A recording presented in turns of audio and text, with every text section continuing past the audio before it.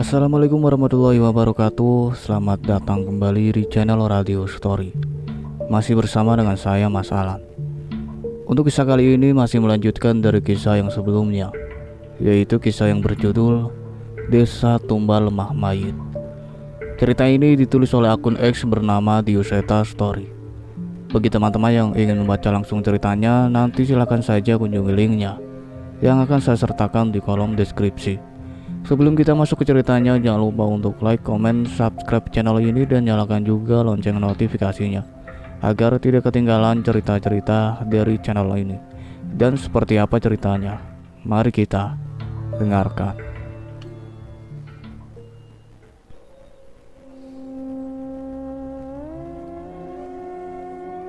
Sehabis menikmati singkong rebus buatan Mbah, aku menghabiskan waktu di kamar. Menurut perkataan Mbah, warga di desa tidak bergantung pada nasi. Singkong dan ubi lebih menjadi favorit mereka karena mudah didapat dan dimasak. Namun, lauk-lauk pendamping tetap ada. Cukup aneh ya. Tapi untuk aku yang selama ini bertahan hidup dengan makan sekali sehari, ini sudah lebih dari cukup. Sambil beristirahat, aku menikmati pemandangan dari jendela. Suara nguro-uro Mbak Yasmin terdengar merdu melengkapi malamku di desa itu. Sekilas terlihat bayangan Mbak Yasmin tengah menyisir rambutnya di teras. Sepertinya itu adalah rutinitas Mbak Yasmin di malam hari. Tanpa aku sadari, aku pun tertidur lelap dengan begitu nyamannya suasana di tempat ini. Sebelum sempat tertidur, aku sempat berpikir sepertinya aku akan menikmati dulu hari-hariku di desa ini. Dalam tidurku, samar-samar aku mendengar suara beberapa langkah kaki dari luar jendela. Sekilas aku merasa ada orang yang melintas di jalan di luar rumah ini. Terdengar suara gendang yang dipukul. Sekali, dua kali. Dalam jeda yang cukup lama. Suara gendang itu bertalu-latu membentuk sebuah irama. Hanya suara gendang dan beberapa langkah kaki. Tidurku terganggu, namun aku menikmati irama itu. Aku pun membuka mata dan mulai merasa penasaran. Siapa orang yang bermain gendang di tengah malam? Aku pun membuka daun jendela kayu yang hanya terkunci dengan ganjalan kayu kecil. Nyala api dari botol minyak yang diletakkan di depan untuk menerangi rumah mulai redup. Namun, aku masih bisa melihat orang-orang yang melintas itu. Ada seorang kakek yang menggendong gendang dengan tali di lehernya. Ia memainkannya sambil berjalan dan menari. Tapi ia tidak sendiri. Ada seorang lagi menari bersamanya. Seorang perempuan mengenakan selendang dan kebaya seorang penari. Ia menari mengikuti alunan gendang itu melintasi jalanan rumah ini. Baru saja aku ingin mengagumi penampilan mereka. Tapi semua itu buyar saat aku melihat dengan jelas wujud penari itu. Ia menari tanpa kepala. Hanya tubuh indah seorang penari yang menari gemulai mengikuti irama gendang. Berkali-kali aku mencoba memastikan, namun aku benar-benar tidak salah.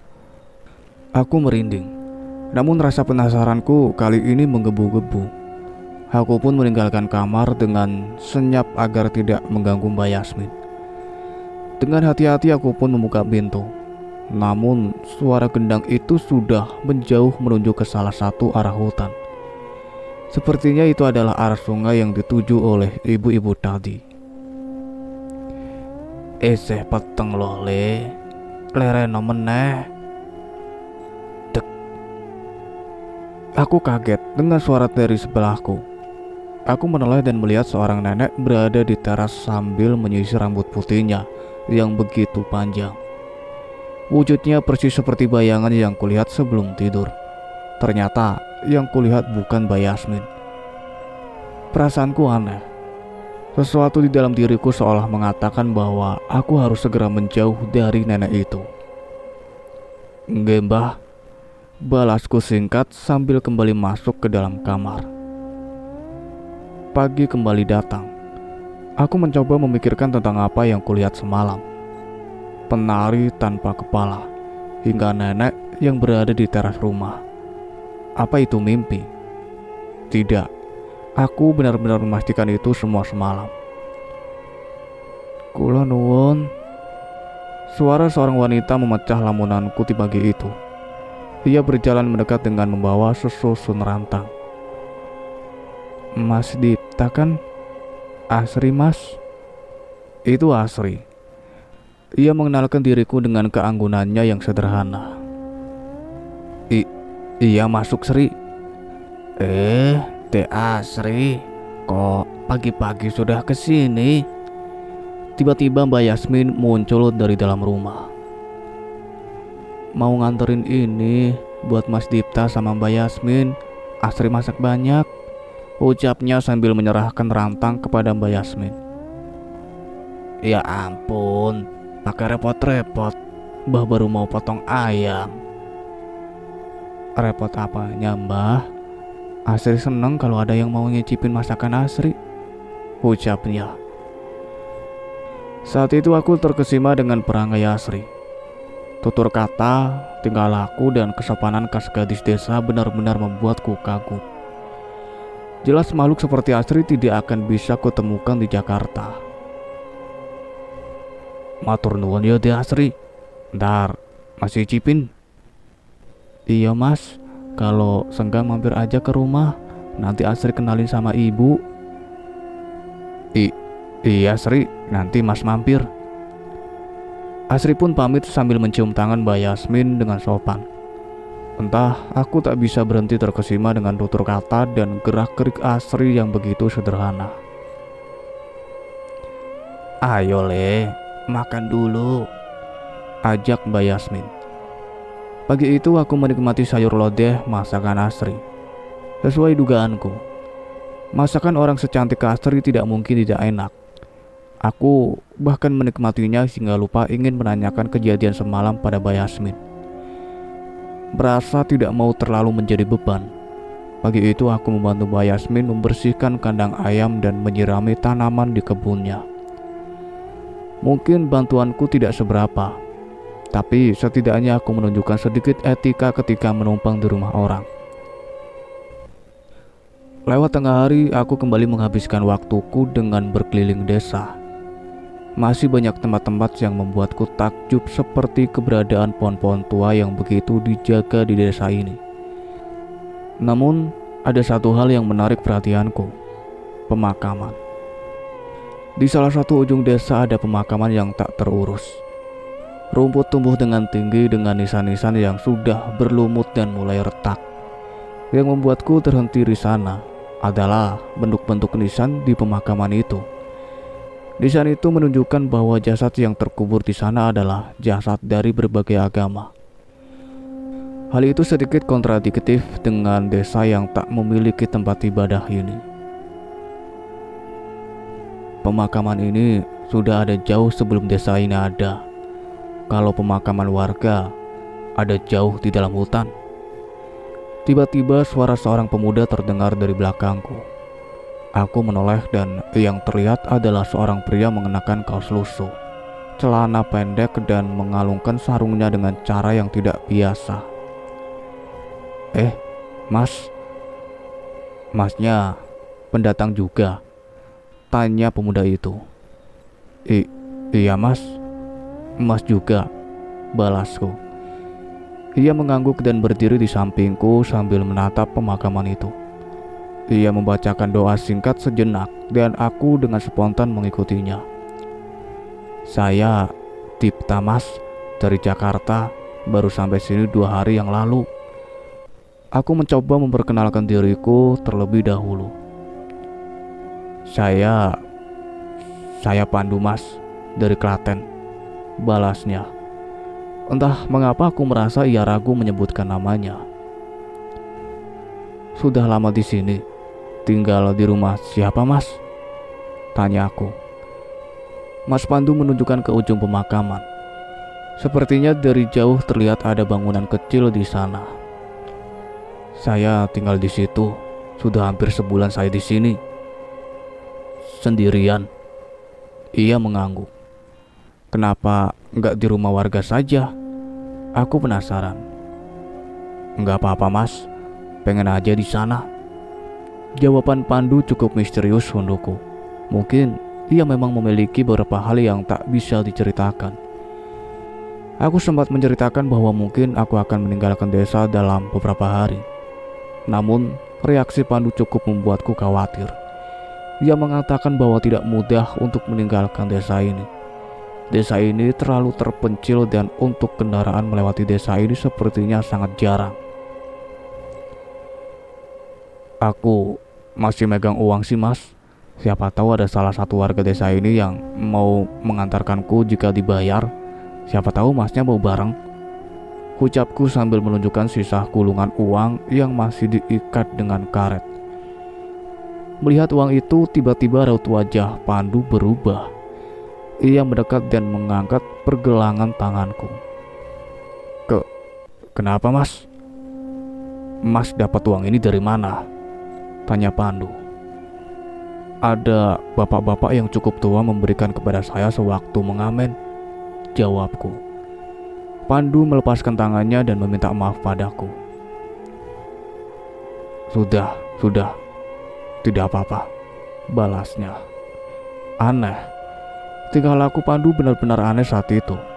Tapi memang sudah banyak hal aneh yang kulihat saat tiba di desa ini. Walau desa ini punya kepercayaan yang berbeda dengan kita, jangan pernah tinggalkan ibadah ya mas. Kalau ada apa-apa, masnya bisa cari saya di gubuk itu. Mohon maaf, saya harus pamit, ucapnya. Iya mas, terima kasih. Pandu pun memasuki pemakaman itu dan menghilang di antara ilalang-ilalang yang tinggi. Satu hal yang pasti, bertemu dengan Pandu membuatku kembali merasakan keanehan pada desa yang sudah membuatku nyaman ini. Aku kembali memasuki desa, dan tanpa terasa langit sudah mulai memerah. Sepertinya sore ini desa cukup ramai. Cukup banyak orang yang berlalu lalang. Sepertinya mereka baru saja menyelesaikan kegiatan sehari-harinya. Mas Dipta, dari mana? Asri melintas dengan menenteng sebuah keranjang. Habis jalan-jalan aja, ini mau pulang kok. Jawabku berharap Asri ingin berjalan pulang bersama denganku. Ya udah, bareng aja. Yes, Gayung bersambut. Sore itu kami menghabiskan senja dengan berjalan berdua menuju rumah. Saat melewati balai desa, Asri berhenti sejenak. Oh iya, nanti malam ada acara di sini, ada yang pentas juga. Temenin Asri mau nggak mas? Ucapnya. Acara di sini? Asri mengangguk. Memang ada beberapa perbedaan ornamen di tempat ini. Sudah ada beberapa janur dan kain-kain merah yang dilampirkan di pohon-pohon. Namun tidak ada panggung atau dekorasi yang terlalu meriah. Boleh aja Sri, balasku sambil menahan rasa senangku agar wajahku tidak terlihat memalukan di hadapan Asri. Memangnya acara apa? Asri menunjuk ke arah sebuah bangunan batu setinggi 2 meter yang berbentuk seperti kuil. Sudah ada banyak sesaji dan dupa di sana. Ukiran patung-patung menghiasinya sebagai ornamen. Namun, semakin aku memperhatikannya, semakin terlihat ada sesuatu yang janggal. Di bagian tengah bangunan itu ada tempat meletakkan persembahan. Sudah ada beberapa nampan berisi bunga sesaji di sekeliling. Sesuatu yang dijadikan persembahan itu. Tapi bentuk persembahan yang diletakkan di sana benar-benar tidak biasa. Aku mendekat, dan saat itu tiba-tiba keringat dingin mengucur saat aku melihat wujud persembahan itu. Itu kepala manusia, tanyaku sambil menoleh ke Asri. Asri pun mengangguk. Malam ini acara untuknya, kita akan mengantarkan dia menuju kesempurnaan, balas Asri sambil tersenyum seolah tidak ada yang aneh dengan keberadaan kepala manusia di kuil batu itu. Begitu banyak tanya berputar di kepalaku. Sudah begitu banyak hal aneh terjadi beberapa tahun terakhir ini di tanah Jawa. Sebagian besar berhubungan dengan hal mistis yang mulai digemari lagi oleh orang-orang. Namun, apa yang terlihat di hadapanku saat ini benar-benar masih tidak masuk di nalarku. Kenapa tidak dikubur?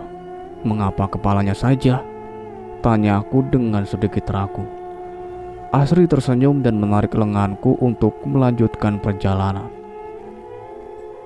Nanti malam saja Asri ceritakan, biar Mas Dipta melihat langsung upacaranya daripada tambah bingung. Balas Asri yang kembali mengajakku menikmati perjalanan kami menuju rumah. Sudah pulang, Le? Sambut Mbak Yasmin yang tengah sibuk mengurus tanaman di halamannya, walau langit sudah mulai redup. Iya Mbah, sini saya bantuin Mbah, ucapku sambil membantunya memberi pupuk pada taman di sekitar rumahnya. Setelahnya Mbak Yasmin membawa sebuah ember dan menyirami tanaman itu dengan air. Tunggu, itu bukan air. Hidungku mencium bau yang cukup aneh. Cairan itu terlihat kental dan berwarna coklat pekat dan sedikit berbau amis. Itu apa Mbah? Oh, ini biar tanamannya subur, balas Mbak Yasmin. Aku menatap ke wajah Mbak Yasmin berharap ada penjelasan lain darinya. Namun ia tidak meneruskan penjelasan itu. Tanaman hias seperti ini tidak menghasilkan buah atau sesuatu yang berguna. Tapi kalau dirawat dengan benar, tanaman ini bisa mendatangkan teman untuk berkunjung. Cerita Mbak Yasmin. Aku menganggap cerita Mbak Yasmin itu sebagai harapan bahwa tanaman ini akan tumbuh dengan indah dan memancing perhatian tetangga yang lain. Di rumah Mbak Yasmin ada sumur yang telah dipasangi pompa manual. Sebelum mandi mau tidak mau aku harus mengisi bak air dengan memompa sumur dan memindahkan airnya ke bak. Cukup melelahkan di awal, namun sepertinya aku masih bisa terbiasa dengan hal ini. Apalagi saat aku menyadari bahkan seorang Mbak Yasmin pun masih melakukan hal ini.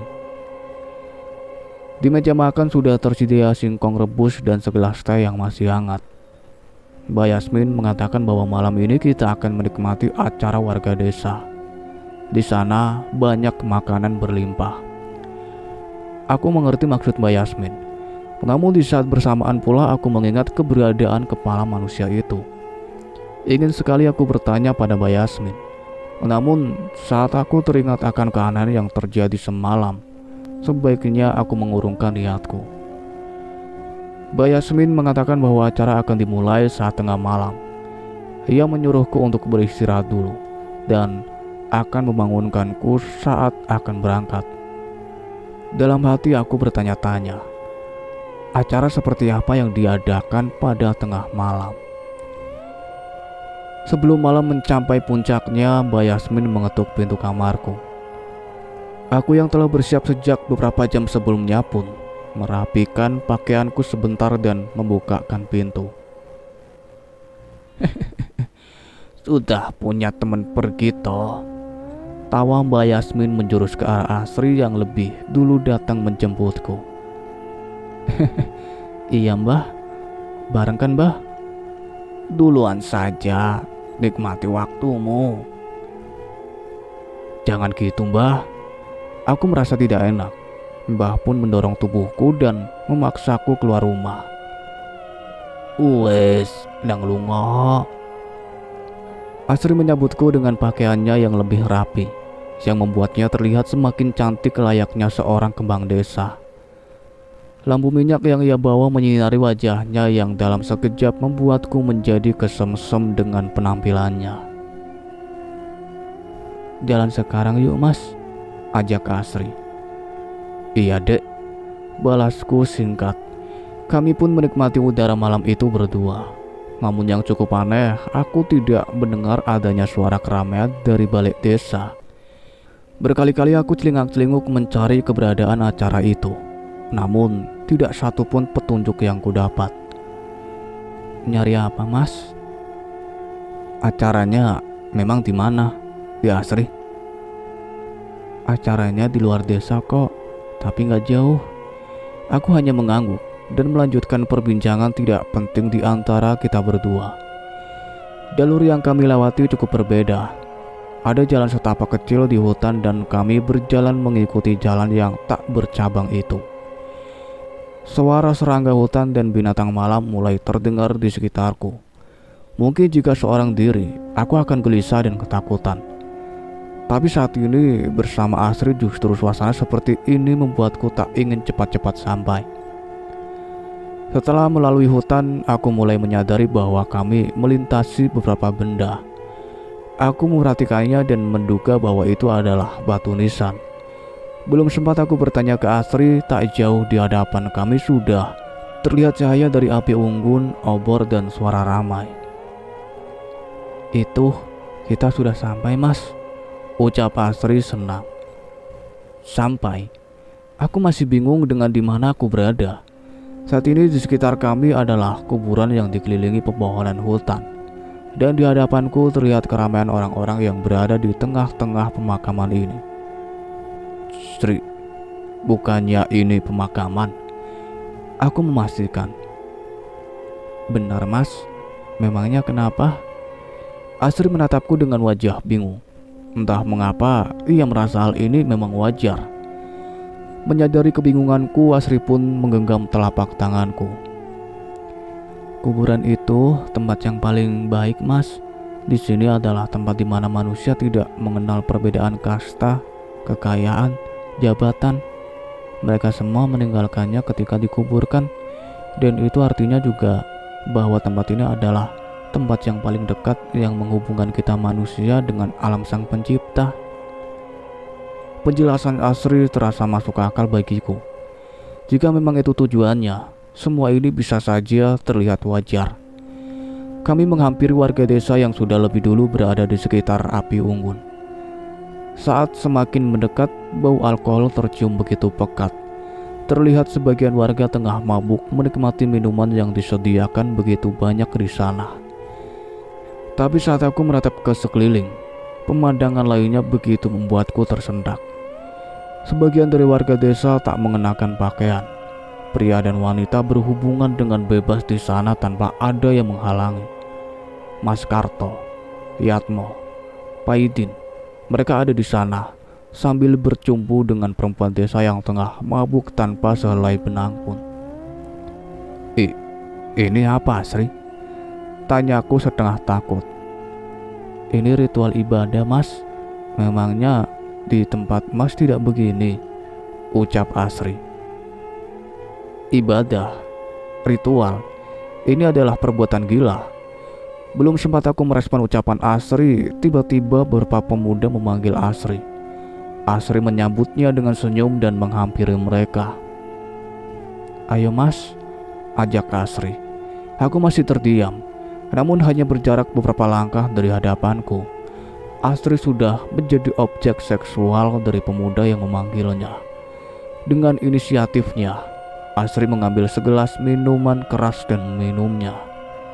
Tubuh Asri dijamah oleh beberapa pemuda dengan umur yang beragam. Ia bukan satu-satunya perempuan di sana. Ada seorang lagi yang lebih berumur yang sudah lebih dulu menikmati kenikmatan yang diberikan oleh pria-pria di sana. Gila, ini gila. Asri yang terlihat menawan saat bersamaku tadi kini tak mengenakan selai benang pun. Seorang pria memuaskan dirinya dengan memasukkan kelaminnya ke dalam kewanitaan Asri. Tak ada perlawanan, justru Asri membalasnya dengan desahan kenikmatan. "Mas Dipta, ayo ke sini. Mas juga boleh kok nikmatin tubuh Asri," undang Asri dengan tubuh yang masih dikuasai oleh pemuda itu. Aku masih tertegun. Suara-suara warga desa yang mengalunkan irama berbahasa kuno bersautan dengan desahan dan tawa. Pemuda-pemuda itu terlihat seolah memuja keindahan tubuh Asri dan menikmatinya tanpa melewatkan sedikit pun. Beberapa gerakan-gerakan rumit pun mereka lakukan dalam berhubungan. Sesaat gerakan itu membuatku tergambarkan bahwa pesta ini adalah sebuah ritual. "Saya mengerti kebingunganmu," kamu tidak usah heran. Sejak zaman dulu, seksualitas bukanlah hal yang tabu, namun lebih ke arah sakral. Mencapai puncak kenikmatan adalah cara kami untuk bersyukur atas nikmat yang diberikan Sang Pencipta.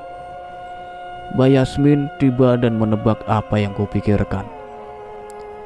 Aku masih tak sanggup berkata-kata, namun ia masih melanjutkan penjelasannya. Ada dua cara dalam mencapai kesempurnaan: menahan hawa nafsu atau melampiaskan hawa nafsu sampai seorang manusia muak akan kenikmatan dan melepaskannya.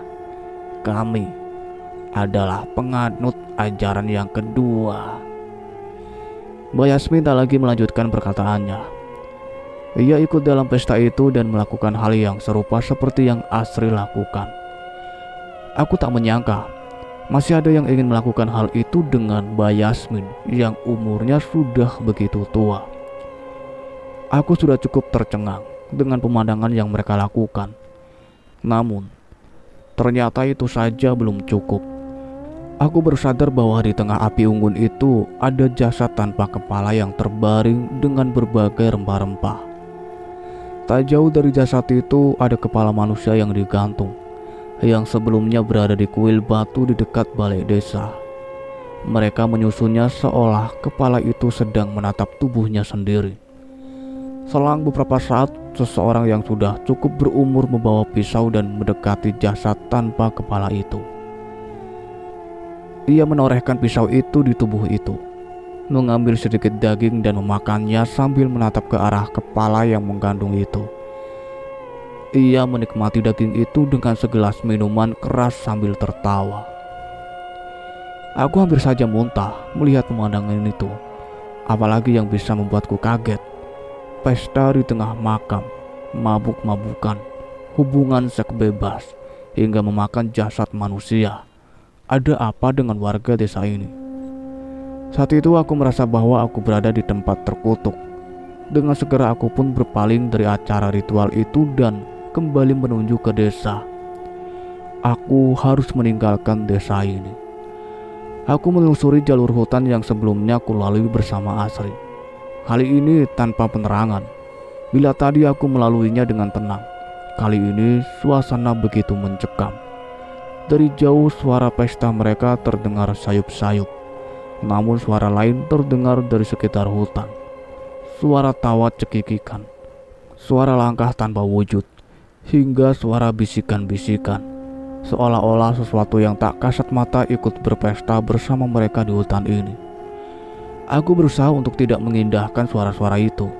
Namun semakin bertambahnya rasa takutku, semakin terlihat sosok-sosok bayangan yang seolah mengerubungiku.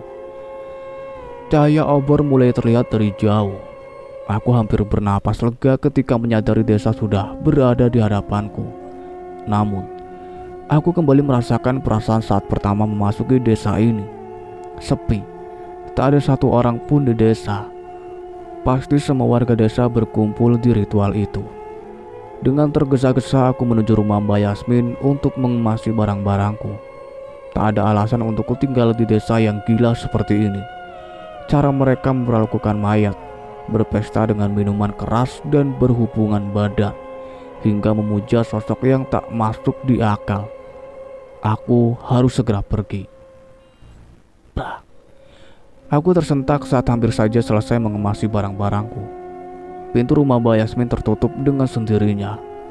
Saat itu rasa merinding yang kurasakan semakin menjadi-jadi. Seketika suasana menjadi berbeda dari sebelumnya. Sesuatu mendekat. Itu adalah suara gendang yang dipukul oleh seseorang. Seketika aku teringat akan penari tanpa kepala yang menari berkeliling desa semalam. Tidak mungkin sosok itu benar-benar nyata. Aku masih tidak bisa mempercayai itu. Dengan perlahan aku membuka gorden jendela kamar dan mengintip dari celah jendela.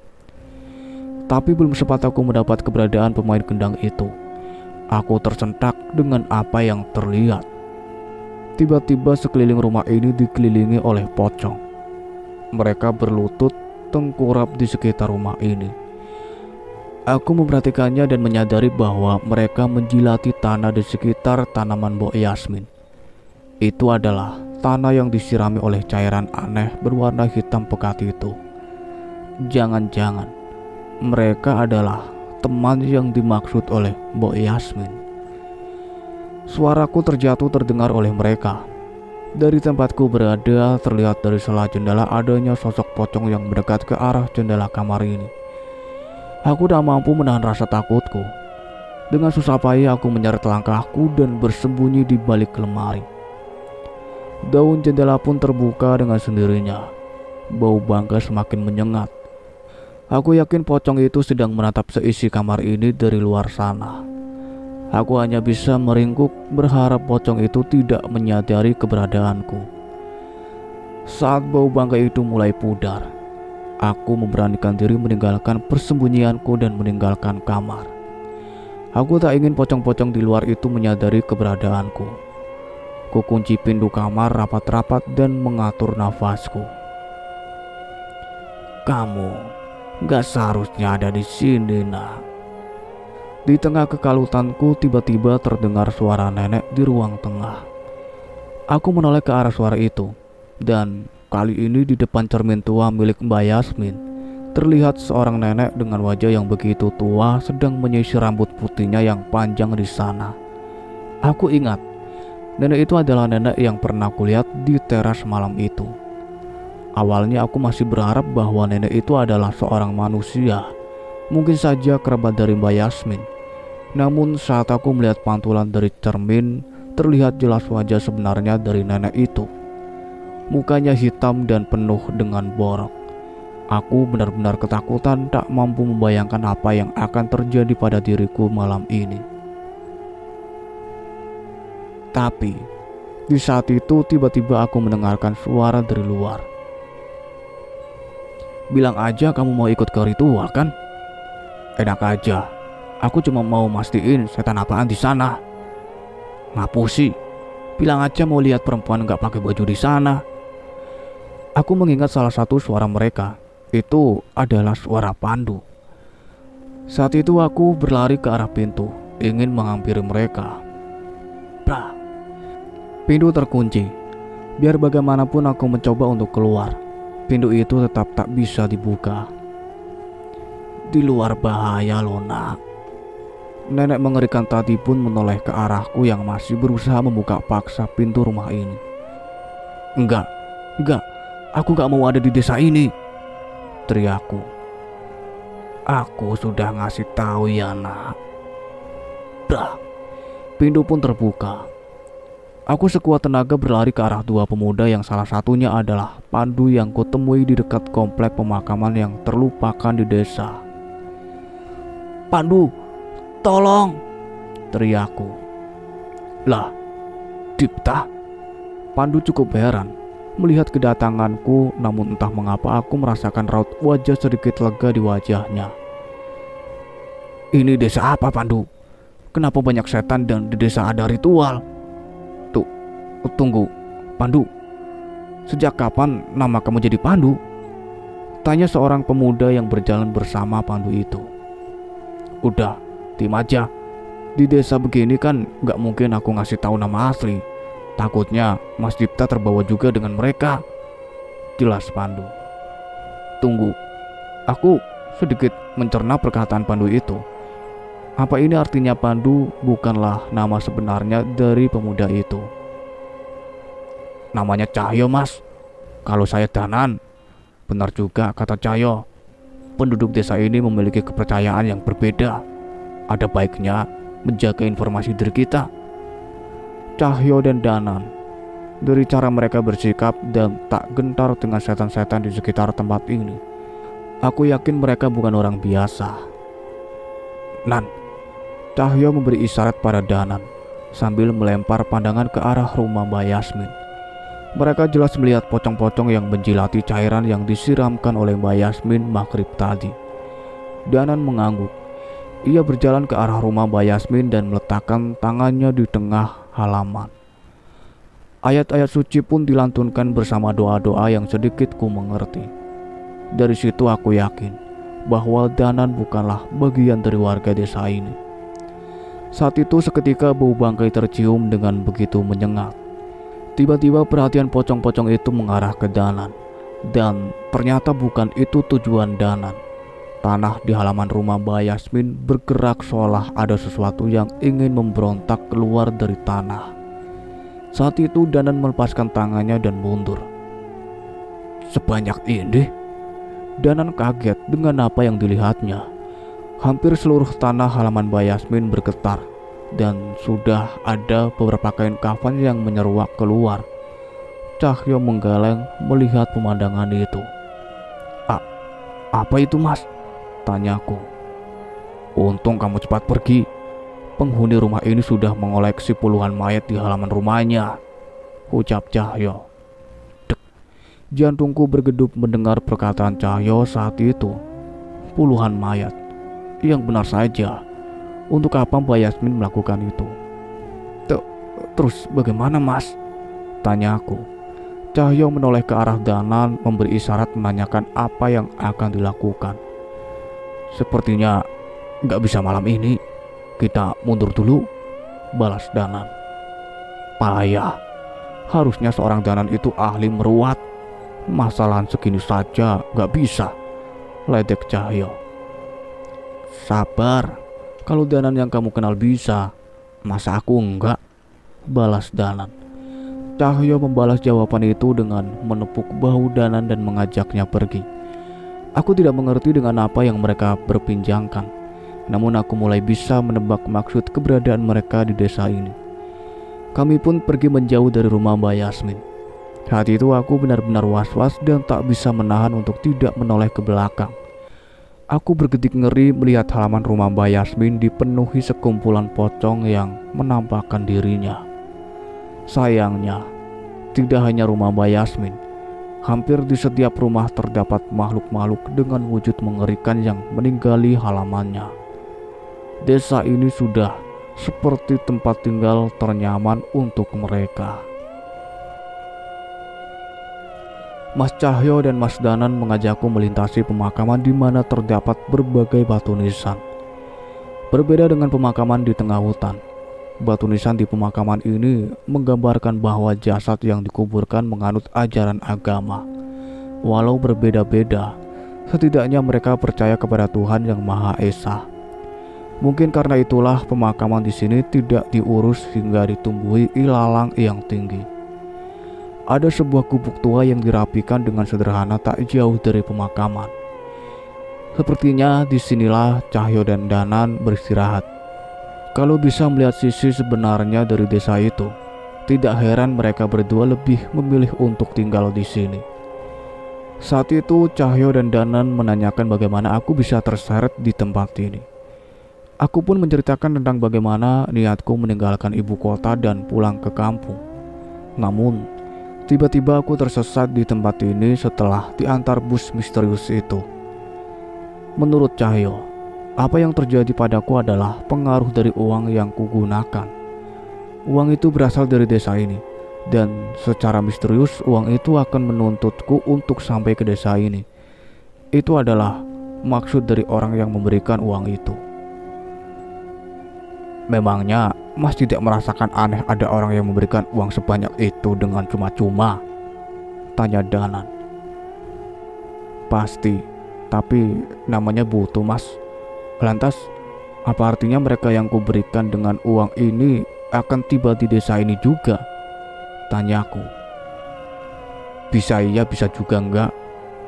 Tapi biasanya cuma si penerima uang pertama yang menjadi incaran, balas Cahyo. Aku sedikit lega. Aku tak ingin membayangkan bahwa Lang akan tiba di desa ini dan mengalami nasib yang sama sepertiku.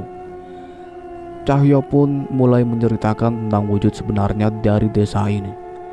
Desa tersembunyi yang menurut Cahyo menjadi tempat yang bisa disebut sebagai penghasil dedemit. Desa ini menjadi sarang yang nyaman buat setan-setan. Setiap ritual yang mereka lakukan akan mengundang mereka dan menjadikan mereka berhubungan dengan manusia.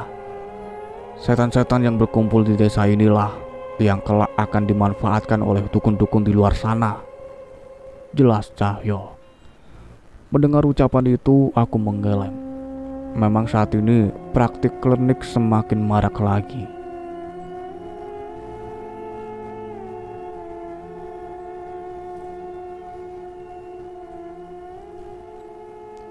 Cukup sekian ceritanya sampai di sini, nantikan kelanjutan ceritanya. Saya akhiri, wassalamualaikum warahmatullahi wabarakatuh.